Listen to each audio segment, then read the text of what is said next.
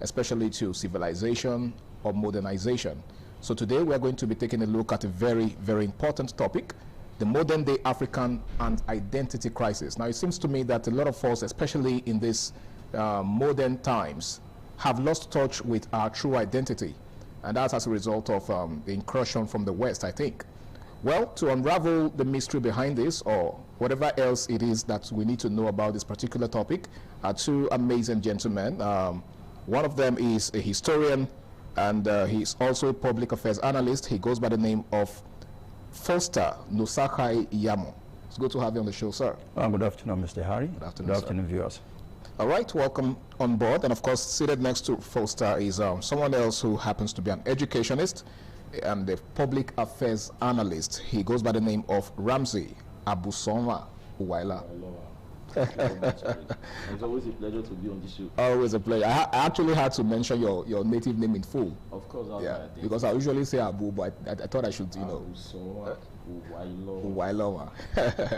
All right, it's good to have you on the show, and let's get started. A very interesting conversation. You will agree with me. The modern day African and identity crisis. First off, sir, let me begin with you, Mr. Foster. Yes. What is your identity as a person? Your identity refers to the sense of who you are and the social group that you belong to. Okay. Your identity stems from your name, personal traits, as well as your culture that distinguishes you from others, either as an individual or as a social group that you belong to. Okay. However, in spite of the fact that we are born into different social groups, sometimes we find ourselves identifying ourselves with the groups that we do not belong to, which boils down to the question of identity crisis. So if you cannot identify yourself, who is going to identify you? I always identify myself as a Benin man. My name, my native name, is a part of my identity. Using the word Foster currently means Foster. It could be an American, it could be a Briton. But that native name, Nusakai, oh, this must be an African. And I'm proud to be an African because I've been able to identify myself. So my identity is everything about me, right from my name, my language, my culture.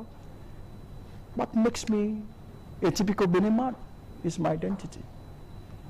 Now look at, I think I sent that video clip to you some time ago when Okonjo Iweala was in Switzerland. Look at the Igbo, they came out. Even with their dressing alone, you will know that they don't need to identify themselves.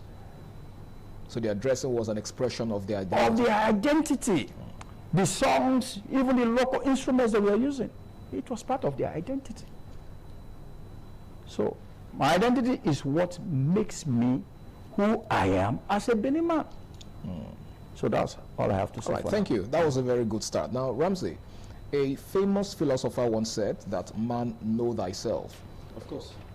And, you know, from what Mr. Foster has said, your identity is, you know, the totality of what you can be, you know, what people can use to, you know, distinguish you from others. Of course. So what's your perspective to that?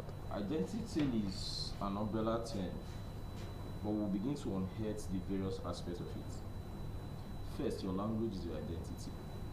Your tribe is your identity. Your mode of dressing is your identity. The group you belong to is your identity. Your denomination when it comes to religion is your identity. So the totality of all of these accumulates into what we call identity. Where then does the name or does the problem crisis comes in? It is when you don't know who you are and you are fighting or clamoring or longing to be what makes you a foreigner Identity crisis simply is when an African is now being ashamed of being African, and he's promoting those things that make him a foreigner. It becomes a crisis because a crocodile will always be a crocodile. A lizard is always what? A lizard. No matter how big a lizard is. So Africa for Africans, Europe for Europeans. So when an African is now fighting tooth and nail to become what he or she cannot be, there's already a crisis. So identity encompasses all aspects of your life, your dress code, your language, your ethnicity, your tribe, your workplace, all of them together makes you who you are. Okay, so what are the major causes of identity crisis? Of course, there are numerous causes of identity crisis. First, we have the internet.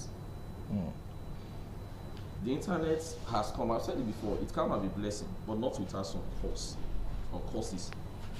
Now you see, many of us Africans now want to be like the Europeans. Why? I think it's very important to examine the rationale behind it. It is as a result of influence. I mean, why would anybody want? Yes, why would anybody want to adopt somebody else's identity rather than theirs? As a result of inferiority complex, misconception, and as well illiteracy.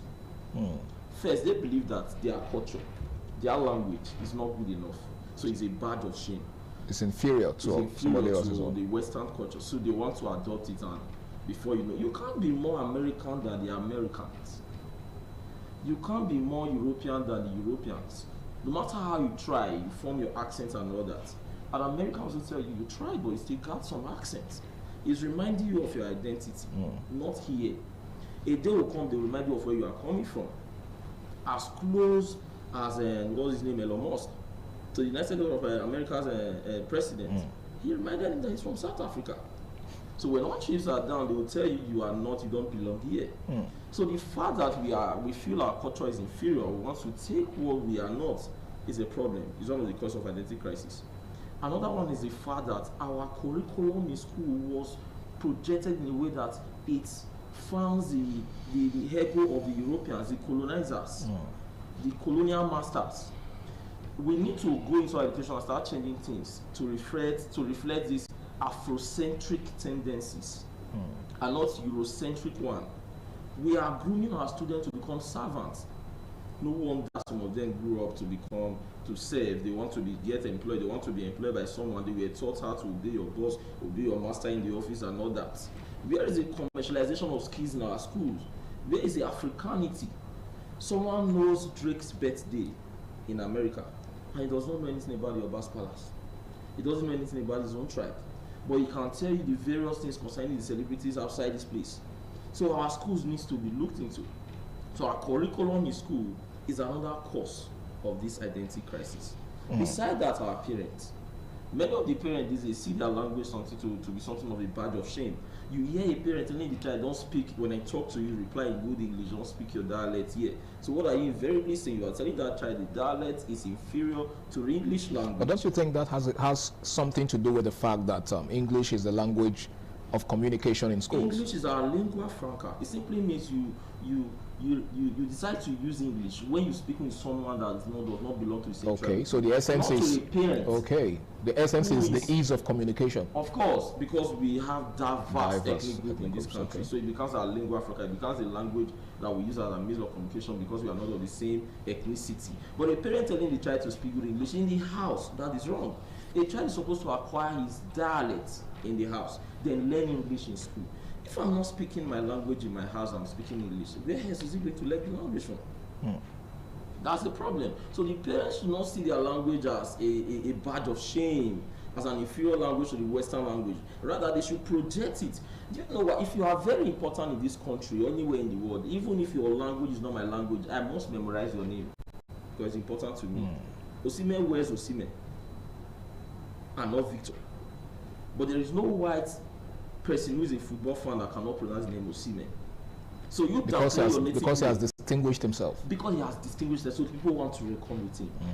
So in other words, if I understand you correctly, what you're saying is that rather than channel our energy into trying to change identity, we should strive to stand out. Is indispensable. That person that everybody wants. If you call the name Wole Soyinka, even if it's primary 6, you hear that name Wole Soyinka, even if you are not Yoruba. So if you are important and you are doing something, people really need you, they want to know more about you, your native name will not be a barrier. The whites will fight with an to make sure they memorize or pronounce it well. All right. So you saying my name is not this, my name is not this, so that it will use pronunciation. You are trying to be a crocodile when you are just a lizard. Okay, thank you very much, Ramsey. I know there's a lot where all of that came from. Of course, sir. Okay, Mr. Foster, I don't know if you have more causes, to point out as, the factors responsible for identity crisis. Like I said before, which I already keyed into before now, is inferiority complex. I keep telling people, if you are not able to add value to yourself, you now become a counterfeit among those who have added value to themselves. So if you cannot go back to your originality, is it in the social group that you were not originally born into, you now become an original? No, it's not possible. Now, you find out that some times ago, some of our women here who are financially buoyant, they get pregnant. When they are due to give birth, you see them, they run to America, run to UK to go and give birth so that they have Western identity. Yes, because the moment that child is born, another American is born. But I think Donald Trump, has come to the law. Reverse the law. Now, for the fact that you are born within the community of a social group does not make you to be born into that social group. I don't know if you understand. You can be born within the community of the social group, fine. But you are not born into that social group. So are you saying that even when the law held sway, yes, that that doesn't change anybody's identity? Now look at this Nigerian girl who was born in South Africa to a Nigerian father and a Malawian mother.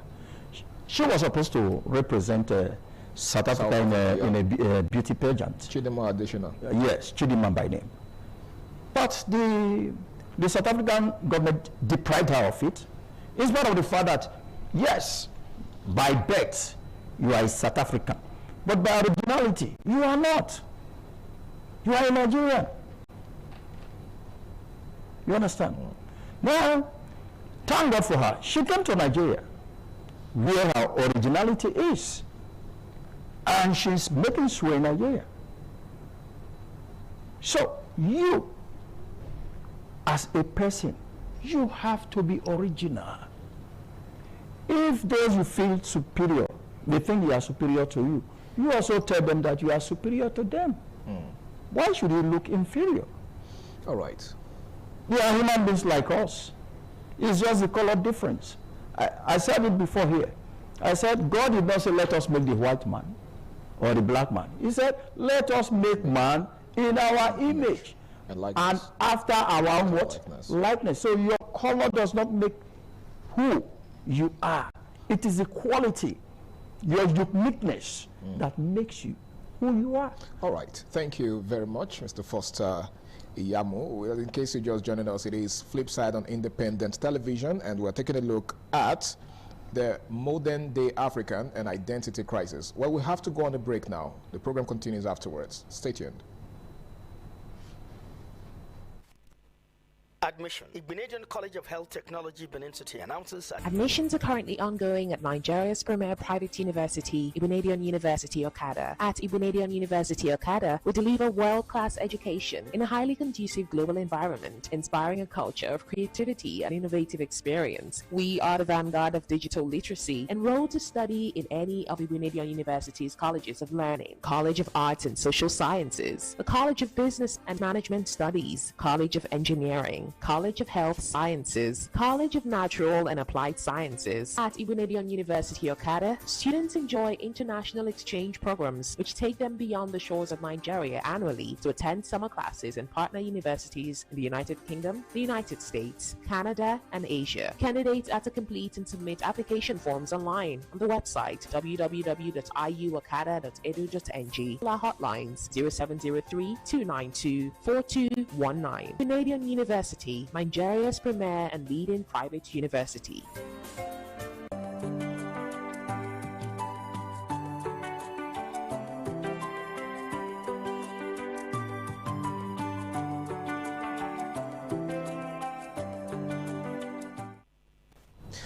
Many thanks for joining us again. It's still Flipside on independent television. Now, I would like us to up the ante a bit. My question goes to you, Ramsey. In what ways do you think globalization has affected our cultural identity as Africans? If I say that globalization has affected us, it's I'll be rendering a disservice to my belief and to those out there that believe that globalization has not done anything to us. Going global does not have a way of affecting your culture. It's just that we took it to another level by abandoning our culture. I can be coding in Python and still speak Edo language. I can be piloting or flying a plane and still speak Edo language. I can be chatting with an American, and when it's time for me to identify myself and still reckon with my culture. So we can make our own culture go global. Some places have done this, especially in the aspect of the music industry. Some people speak in Yoruba, they sing in Yoruba, as Asake and the rest of them. Even the whites are not beginning to listen to us. You know, when you are trying to be like these people, they don't take it too seriously. But when you come with your originality, they feel like this person knows what he's doing and they want to be like you. They respect you as well, yeah. That's because you believe in your culture. So our problem is not globalization at all. Our problem is we went global by leaving our culture behind. So we should go with our culture. And that will make us sell out in the international world, in the international market. And when you see, let's come to schools now. Now you see, most schools now, every day is corporate. You will have one day for their native way. And that day is always tagging the culture day. Once in a term. So are we English or we are Edos? Are we English or we are Asans? Are we English or we are Yorubas? That's the question I keep asking. Now you make English compulsory in school, but you say that cultural science is optional. So we remain longer because we want to speak English.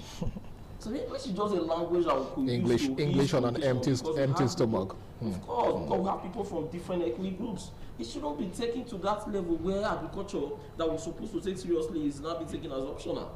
And English is compulsory. Now, in school, if you speak your dialect, they say no, speak English, that's vernacular. In school, if I don't learn about my culture in school, where else will I learn about my culture? So this identity crisis, it will get worse, not even in this generation, the next generation.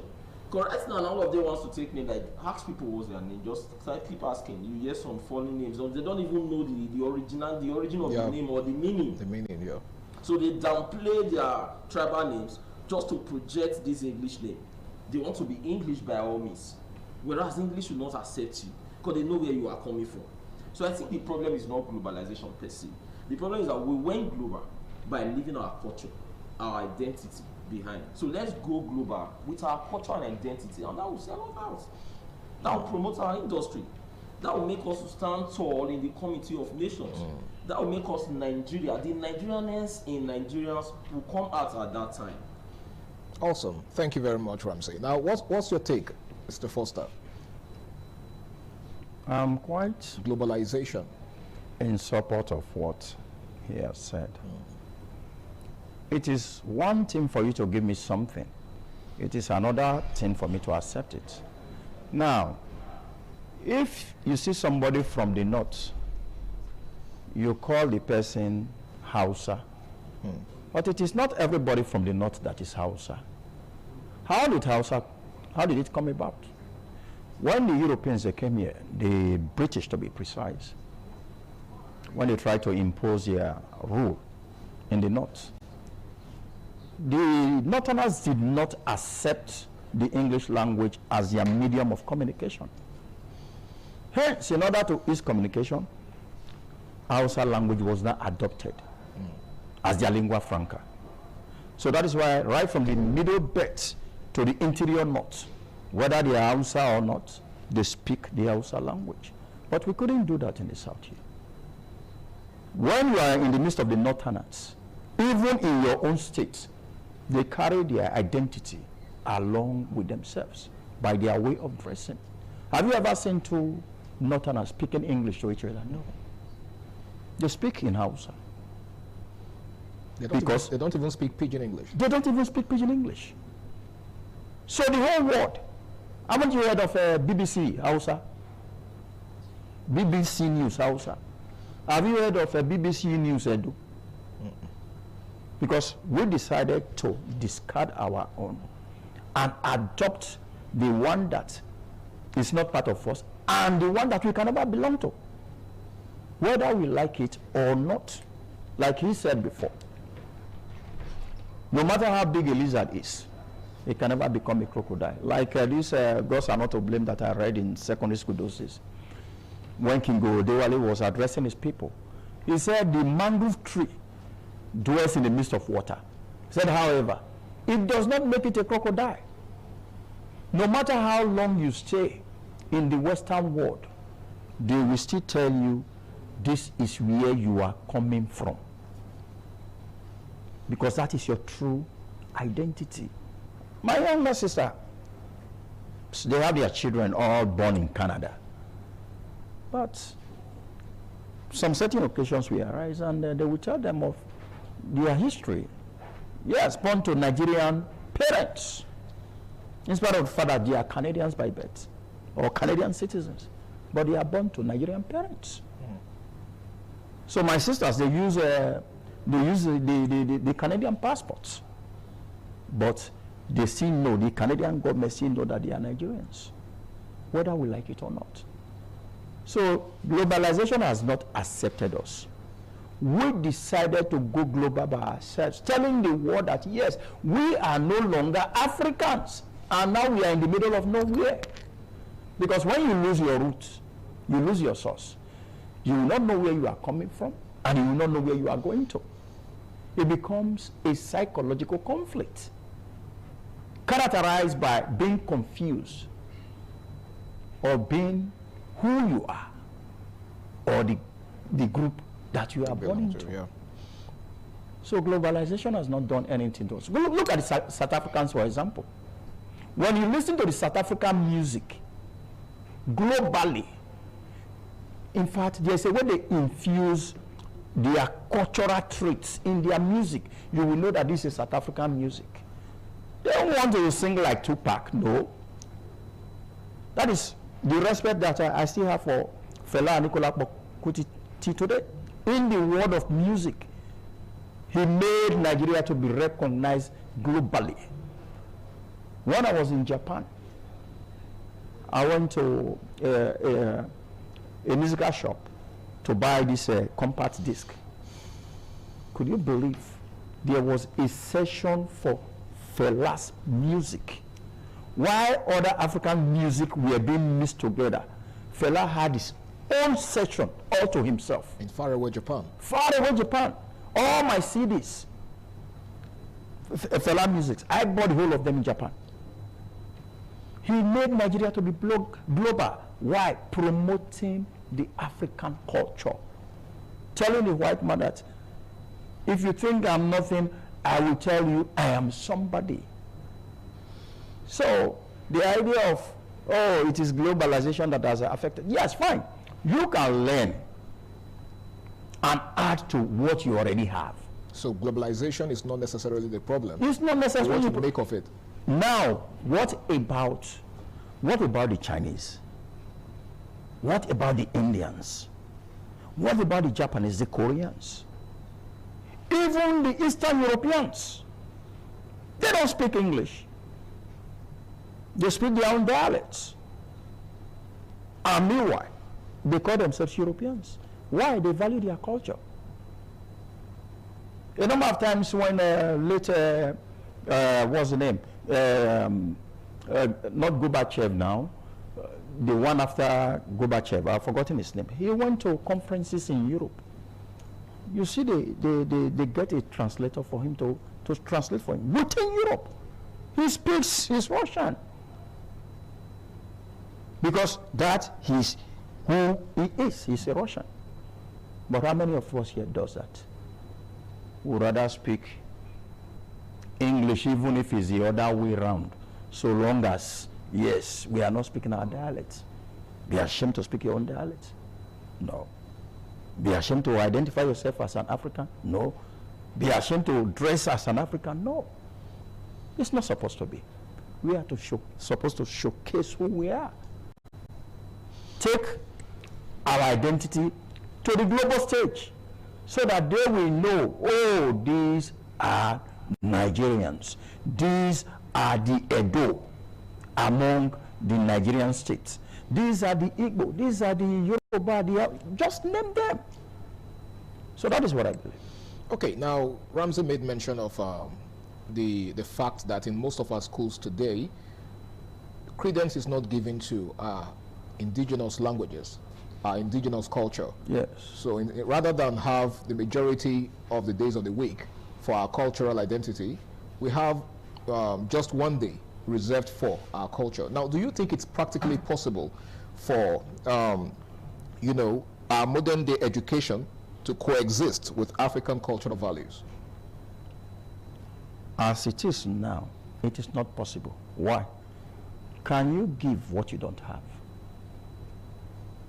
The crop of people that are supposed to do that now, they don't even identify themselves with the African culture. So how can they possibly impart what they don't have into others who do not have what they don't have as well? It's like a blind man leading a blind man. I remember when we were in primary school those days, like Abu Sawan said, Yeah. we speak English in schools, not even to your friends, so to your teachers, your educators. With your friends, the ones that are Bini, you speak Bini. They're the ones that are not Bini, you speak the pidgin English. That is why when you see your teacher outside the school, because you don't know how to draw his attention to yourself, you just say Isa or Aima. So that one we know that, oh, that person must be one of his or our students. And the teacher will now look back, good afternoon, sir, good afternoon, man. You understand? Yeah. And because they had all it takes then they even promoted our culture those days in school. Why? By way of handiwork. What is handiwork? Those things we are able to make, those crafts we are able to make locally with our hands. Okay. All right, I'll have to pause you there, Mr. Foster, because you know, we have to go on another break. But please hold that thought, because I would like you to throw more light, you know, on the need for us to build young people who are in touch and in tune with their culture. But that will be right after this break. Please stay tuned.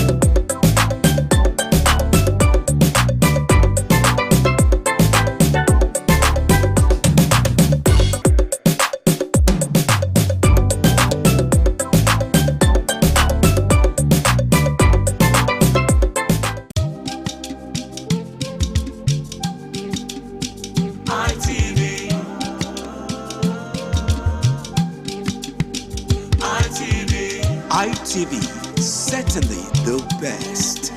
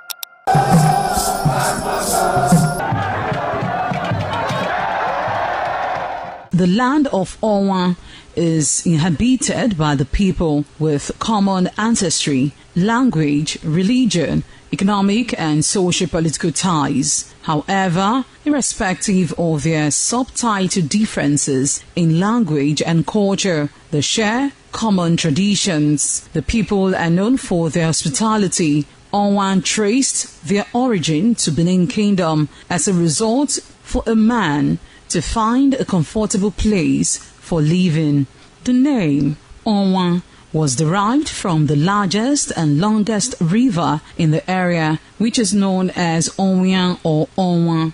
It means one who makes merry in affluence.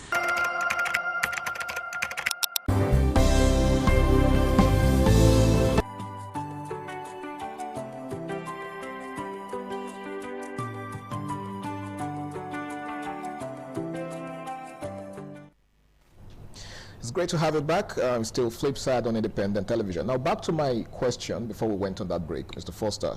You were actually, attempting an answer to the question, how does, what role does language play?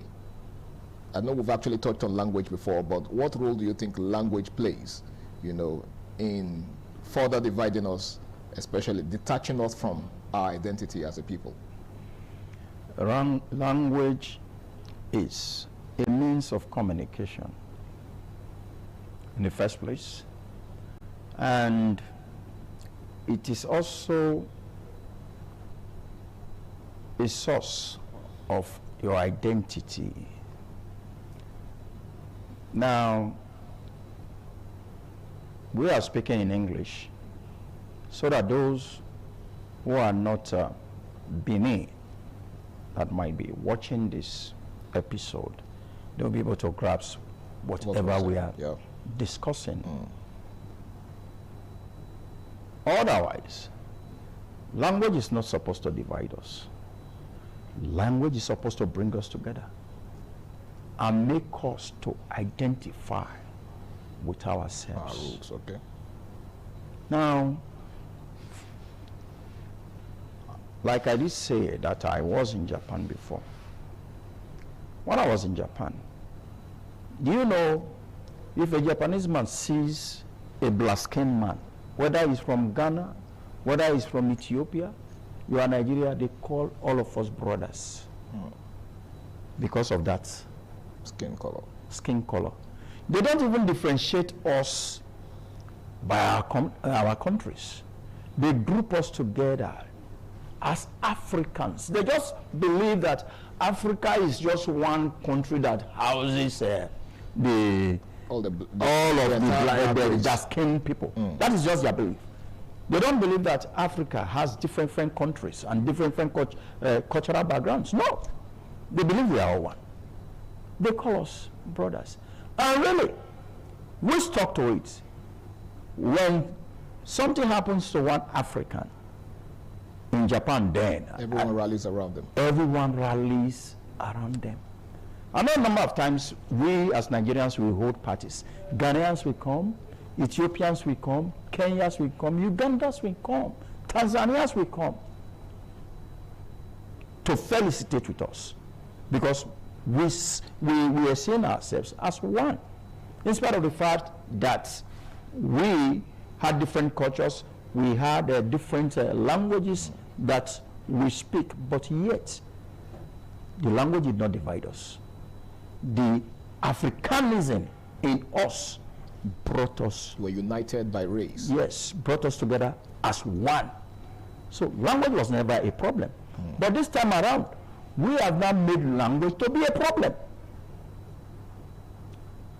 How can a father tell his son not to speak their local dialect in his own house? A mother will come out on social media and start bragging about how the son or the daughter can speak foreign language, and meanwhile your own local dialect. How many mothers, how many fathers have come out on social media to say, oh, my son took first in the Edo language, my daughter took first in Yoruba language? No. They will even tell you, you are going to read the Edo language. You think that one is a course? Where is it going to get you to? It's not going to get him or her anywhere. It's encouraging that child to lose his or her own identity. It is going to take that child somewhere. Why? The child, it will help the child to carry his or her identity along wherever he or she goes. So language has never been a problem. We are the one that is creating problems out of language. Okay. Thank you. Thank you very much, Mr. Foster. Now, Ramsey, let me ask you this. How do you think the entertainment industry has influenced our cultural identity, especially, you know, the youth amongst us? Of course, kudos must be given to them. In fact, they are the people that sometimes made us proud of who we are now. They did not disregard or discard their cultural identity or their roots. People like Bonabo, Davido, mentioned them, they've done well. Now they've made people outside Nigeria to respect Nigerians and Nigeria as a country. Even at the World Cup, you see some of them speak our dialect there. They use our dialect in their songs. So the entertainment industry is one industry that we must give credence and kudos to. In this country, they've never been ashamed of being called Nigerians. In fact, they are promoting Nigeria and Nigerianism. They've done well in that industry. It's our time the government even started helping them. Partner with them. Because the one good thing that we can say about this country, Nigeria now, is our entertainment industry. Of course, the Nollywood are also trying now. They are projecting it to the global stage. They are using our Nigerianness. They put our Nigerianness in their various plays and all that. But the music industry, those guys are doing great. In fact, they should keep it up. Many of them tried imitating or mimicking the Americans at the initial stage. But they found out that the originality was not. Would you call that a phase of cultural crisis, identity crisis? When they found out that the Americans would not accept you because you are trying to be like them, they will accept you when you are committing the originality. So they all have to fall back to. Sorry, if I have to interject, I think in the early 2000s when Wyclef paid a visit to Nigeria, he commended the Nigerian musicians. He said, but the problem with them is that they do not have their own pattern of music. That does it. They want to sing like the Americans. They want to sing like the Jamaicans. It is. You have your own pattern. It is recently, or let's say for some time now, that the Nigerian artists have come back to Nigeria to say, what sells you out? What makes you unique? Is when you're doing that thing that nobody has been doing before, you're creating a path that others will follow. You see Charlie Poppy, for example. He came out with this idea of Edo, Benin. Infusing the Edo language in his music. Yes. Even some of the white people, they even sing along whenever he's singing. Lahore. And all that. So if you say you are Edo anywhere and they say Lahore, they say, hey, that's the first thing they will say. And so that is what they should be doing, and they have been doing it. I must commend them. But the other aspect, the set of people that we also need to talk to in regards to this identity crisis and all that, is the government of the day. The government of the day are making us more English than the English. And it will not help us. How so? Thank you, sir. Now, if you see language, like Mr. Foster rightly said, it's not just a medium or a means of communication. It is your identity. The first thing that will tell who you are is your language. It even reflects in when you are trying to speak on that person's language. That's what we call accents. We also have the idiolect, which is peculiar or unique to you. Okay. But your dialect for a group of people is that language that serves you out. So these dialects of ours should be promoted in our educational sector. The government should pay more attention to how we are going to promote our culture globally. Let the students know things about their heroes and not the heroes of other countries. They can say something about French Revolution and all that. They don't even know what happened in Queen Lydia or the Obas Palace or Queen Amina and all that. So what has happened to history in secondary school? Why are they dilly-dallying with it? Today there is history, tomorrow there is no history. We hear there is implementation, but when they are not on ground, what is happening? So children don't even know more about their history, but they know about the history of French Revolution. They know about the history of the First World War, Second World War. Second World War. So what about us? So the government should just come in to promote our own identity, because we are losing it already. The kind of language that some of our children try to speak, for the Beninese example, I call them Ignedo. So sometimes they will be speaking and say, are you speaking Edo? Or say, is Edo? And I say, no, this is not Edo, this is Ignedo. It's a hybrid. Yeah, that television here. Television is still English. That one is even good. There was one I met in Uniben about 2 months ago. She was trying to print out something. So the printer asked her, what's your name? She said, Elo Busa. I said, what? Elo Busa. Said, are you a Benin? She said, so you cannot even pronounce your name. Do we have Elo Busa in Benin, or we have Elo Wosa? Elo Wosa. Said, to me, it's a shame. It's appalling. Very appalling. But whose fault do you think that is? Is it The that fault of the parents. The parents, the society, the government, including you, my brother, the media, the broadcasters. So why did I say including us? Now the government must enforce the idea of speaking the dialect in school. If the school is in Yoruba land, let Yoruba be a medium of communication. Okay. It is only when they are speaking to someone that is not Yoruba that they can now resort to English. If it's in Edo or if it's in Islam, like that, project or promote their dialects. Then for the parents, they should know this, that they cannot be more English than the English one. Okay. So in my house, you don't speak English. In school, you speak English. You acquire my dialect in my house. You learn English in your school. So we must teach our children our dialects. Either they were born here or outside this country. Let them know how to speak their dialects. When all chips are down, they come back to the roots. Now for the government, I talked about them, the parents now. Then even our religious houses, our religious houses. Yes, I was actually getting to that. If I dress in my attire now, and I do attire, we all wear the tie wrapper with the white and the bead and all that, they may ask the gate man to lock me out because they don't know if it's a native doctor that is coming. So they believe that to be in church, you must dress in suits, you must wear your suits and all that. Then even the Igbo, if you dress in that attire, and I'm like, what's this guy trying to do? His fetish and all that. So people see our dialect, our tradition, our culture now as things that are fetish. And that's because of the way they have been groomed. So we need to reorientate our children. They need a reorientation. Now this thing doesn't work like this. For the fact that you know how to speak good English doesn't make you the most intelligent person in the room. It's just a language. I studied English in university, up to my master's level. So someone will expect me to say, project English as the best and all that. I said, no, English is even still a badge of colonialism, neo-colonialism. So we are fighting to speak like them. It means that we are still under colonial governments. What then do we use as a country? Our project that we use in Nigeria, which is Nigeria Pidgin. This thing has been analyzed by many professors and doctors in university that Nigerian Pidgin should become our national language. Now you're going to tell me, you're going to give me more reasons why you think we should adopt Pidgin English as national language. Because I mean, one would think that because a lot of persons, just like you said earlier, you know Pidgin English is considered, Pidgin English is considered to be vernacular. A debased language. It's not. What about if you call it vernacular, then what do you now tell the Jamaicans about their patois? All right, we'll examine that even more right after this break. Please stay tuned.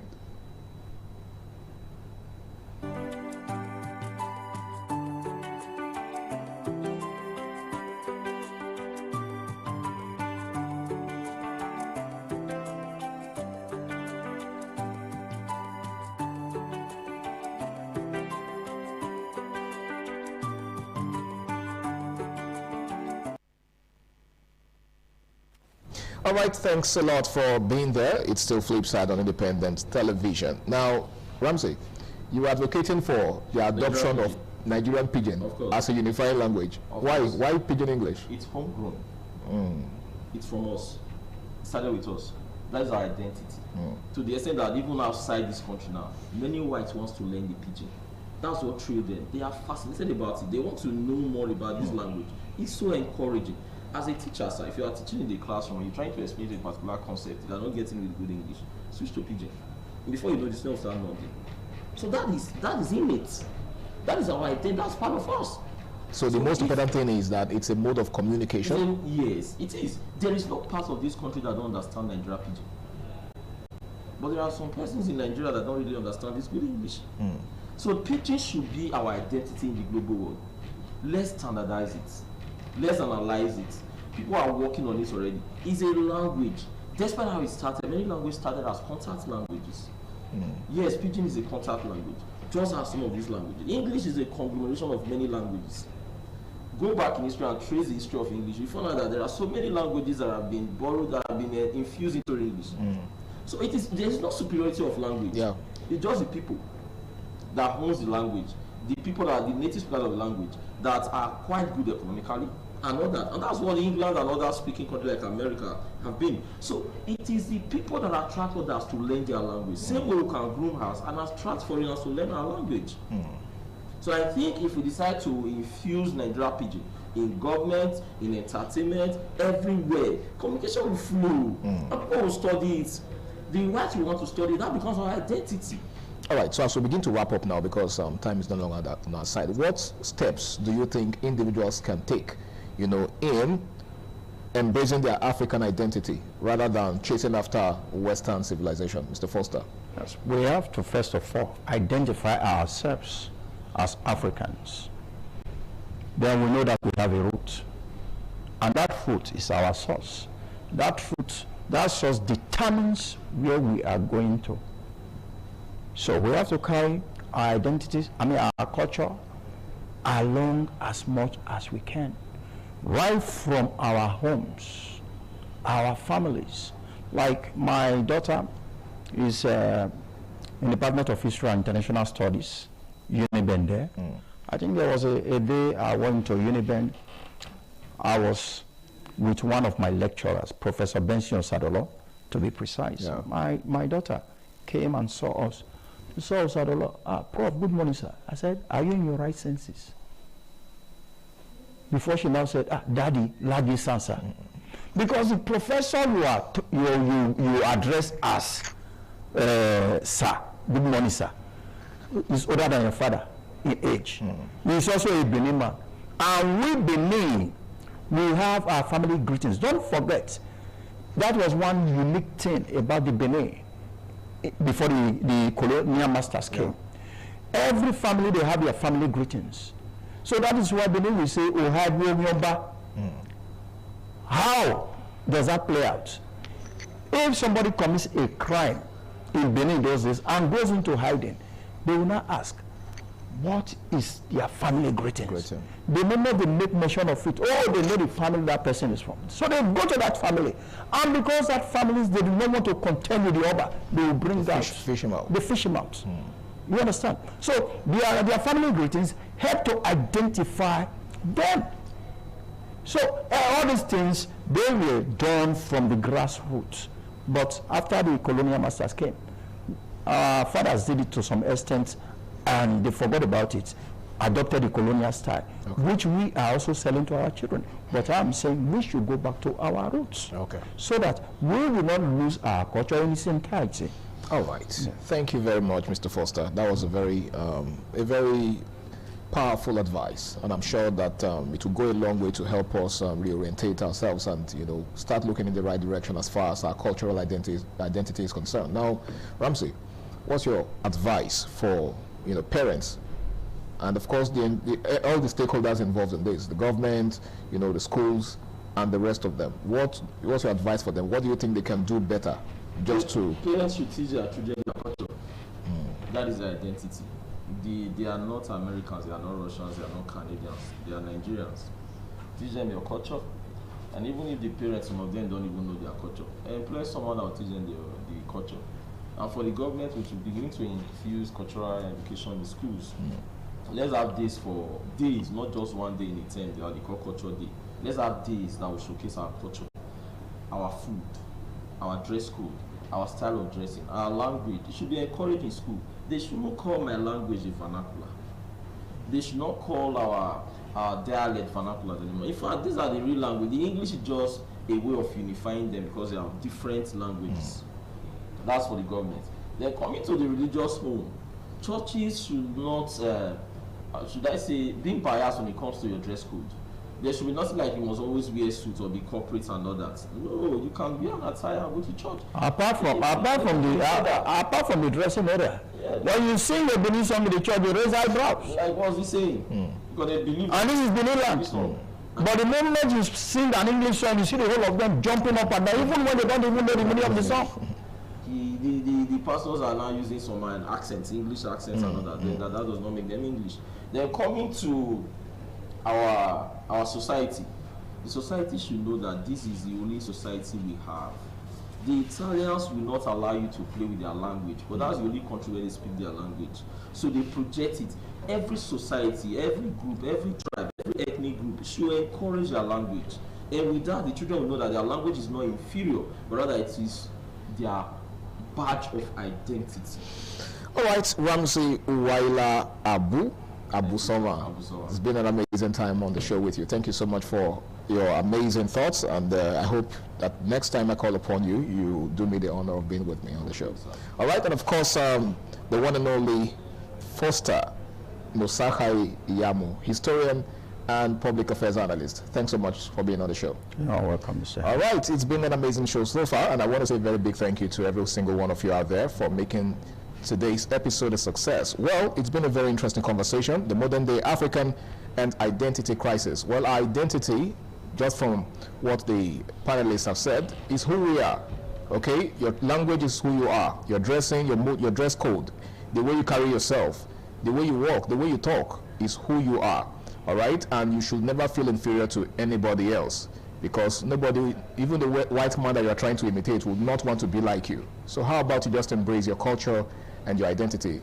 My name is Harry Aigboje, and until I come your way again, same time, same station next week, do the right thing, stay out of trouble, and enjoy the rest of your day. Bye for now.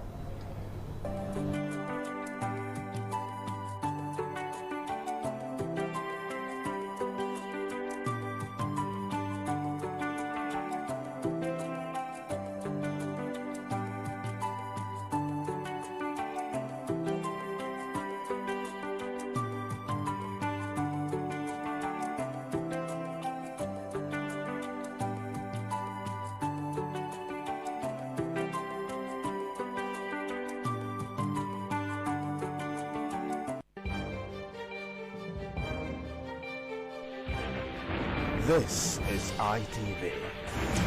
Certainly the best.